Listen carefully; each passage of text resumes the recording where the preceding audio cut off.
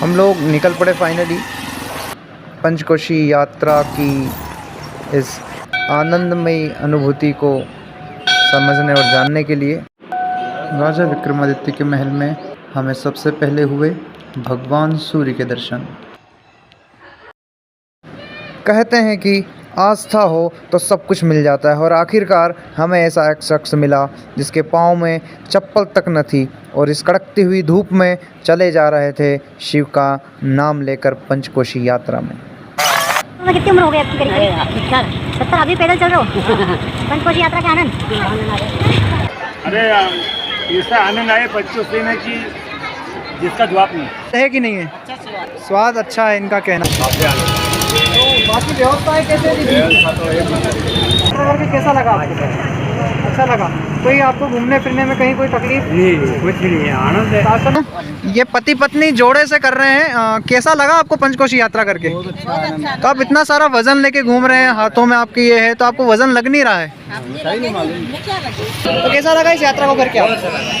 बहुत अच्छा लगा, आनंद आया। जगह जगह खाने पीने की व्यवस्थाएं, रसना और ठंडाई का वितरण कोलूखेड़ी में हमें देखने को मिला। आपको कैसा लगा इस पंचकोशी यात्रा में? अच्छा लगा इनका कहना है। लोग हैं अभी सिद्धवट पे, भाई साहब पोहे का वितरण कर रहे हैं, मुझे भी बुला रहे हैं।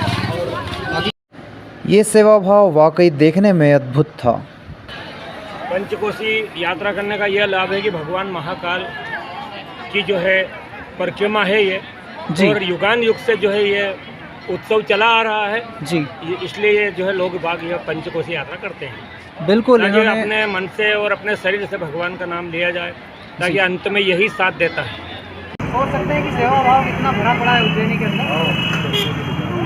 चश्मे की दुकान है और भी छोटा मोटा कामकाज है, लेकिन इतना कम आमदनी होने के बावजूद भी लोगों के प्रति समर्पण भाव को देख रहे हैं। इसलिए एक बहुत बड़ी आस्था का विषय है उज्जैनी के लिए।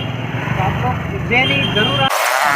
मगर इतनी आसानी से दोस्तों हम भी रुकने वाले कहाँ थे। हमारा सफ़र अभी भी जारी था पंचकोशी यात्रियों के साथ।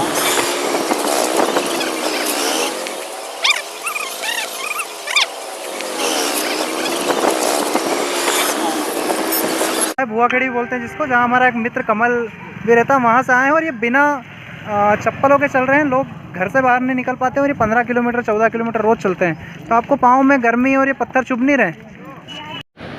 दोस्तों बात यहाँ तक भी ठीक थी कि कोई महिला बिना चप्पल के चल रही है, लेकिन आश्चर्य तो तब हुआ जब उन्होंने कहा कि उन्हें चलने में कोई तकलीफ़ नहीं हो रही। सिर्फ इतना ही नहीं कि वे बिना चप्पल पहने नंगे पांव चल रही थी, बल्कि सर पर उन्होंने बहुत सारा वज़न, काफ़ी कुछ सामान के साथ उठाया हुआ था। दोस्तों सफ़र और रोमांचक होता जा रहा था, मगर हम भी रुकने वाले नहीं थे। अलग अलग और विभिन्न विभिन्न प्रकार के लोग, व्यवस्थाएं, उन सबको देखने के लिए हम भी उतने ही अंदर से उत्साहित थे जितने कि लोग पंचकोशी यात्रा में चलने के लिए।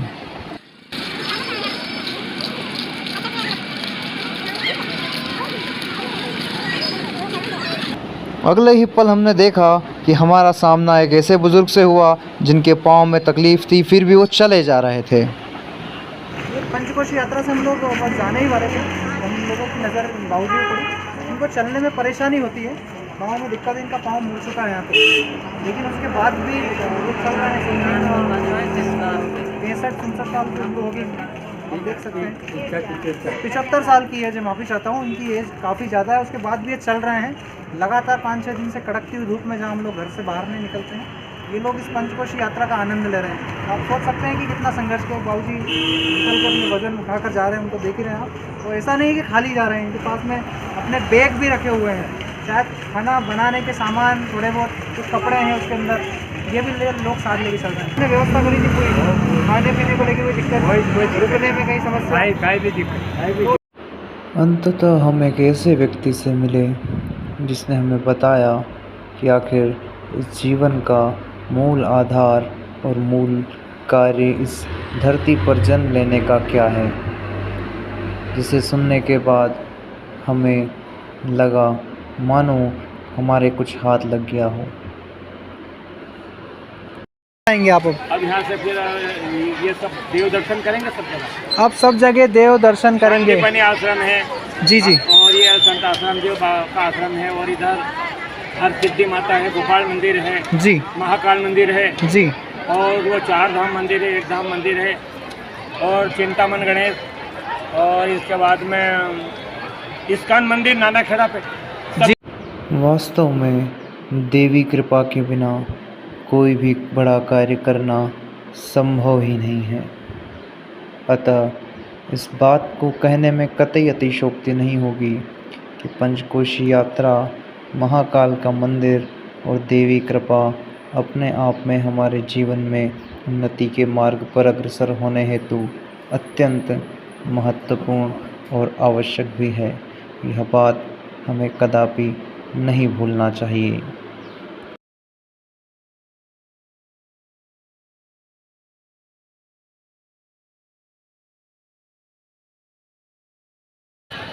पंचकोशी यात्रा करने का यह लाभ है कि भगवान महाकाल की जो है परिक्रमा है ये जी। और युगान युग से जो है ये उत्सव चला आ रहा है जी इसलिए ये जो है लोग बाग यह पंचकोशी यात्रा करते हैं बिल्कुल। ताकि इन्होंने अपने मन से और अपने शरीर से भगवान का नाम लिया जाए ताकि अंत में यही साथ देता है। जी हाँ, बिल्कुल खरी और 1000% की बात इन्होंने कही है कि अंत में अगर कुछ साथ जाता है तो वो है महाकाल का, भगवान का, अपने इष्ट का नाम ही जाता है।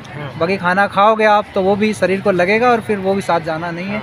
ऐसा कमाओगे तो साथ वो भी नहीं जाएगा।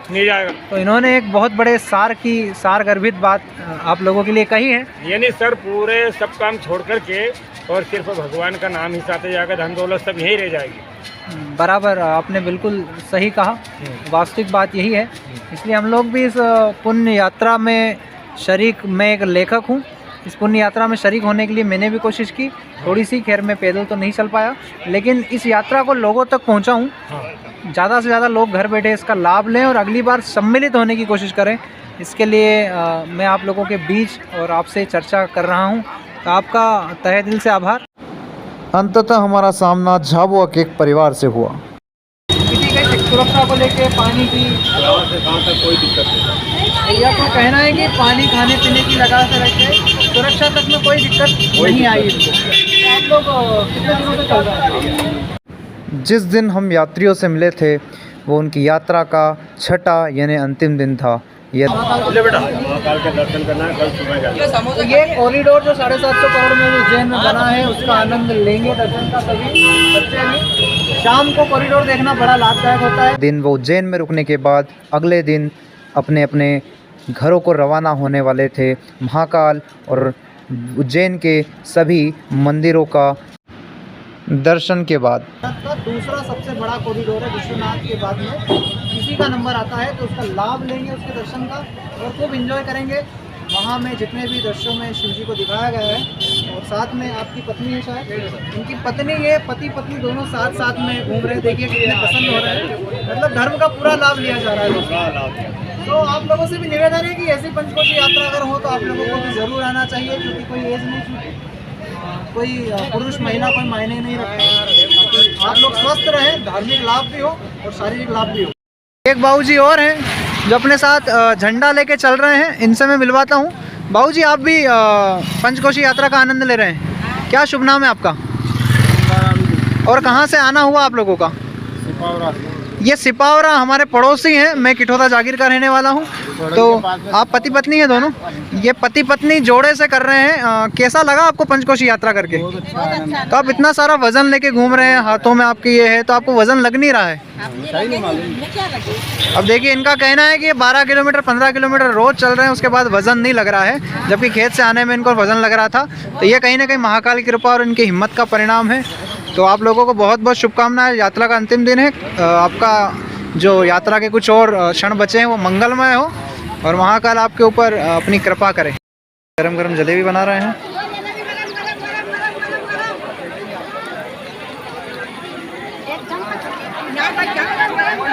जलेबी खाने और बेचने वालों की दोनों की होड़ लगी पड़ी है। ये चाशनी में गई और ये आई बाहर।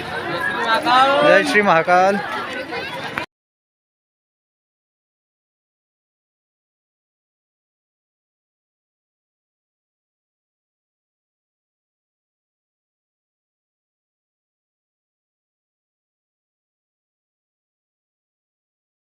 कितने साल के हो आप?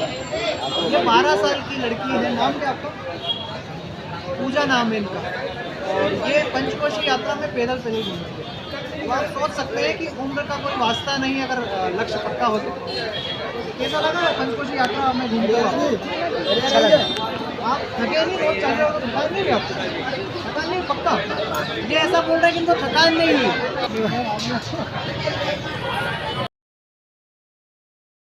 अनुपम कार्य किया जा रहा है, चाय ककड़ी सबको ठंडा रखने के लिए। तो आज तीसरा दिन है, 3rd डे है आज इस कार्यक्रम का। इनका नाम है दिव्या। कितनी उम्र हो गई आपकी? ये 16 साल की उम्र है महेश, और पंचकोशी यात्रा कर रहे हैं 6-7 दिनों से कंटिन्यू। आखिरकार हमें समझ आ ही गया था कि लक्ष्य और इरादा अगर पक्का है तो फिर कोई मंजिल मुश्किल कैसे हो सकती है। हमारे चैनल को सब्सक्राइब कर लें ताकि अगला वीडियो आप तक जल्दी पहुँचे।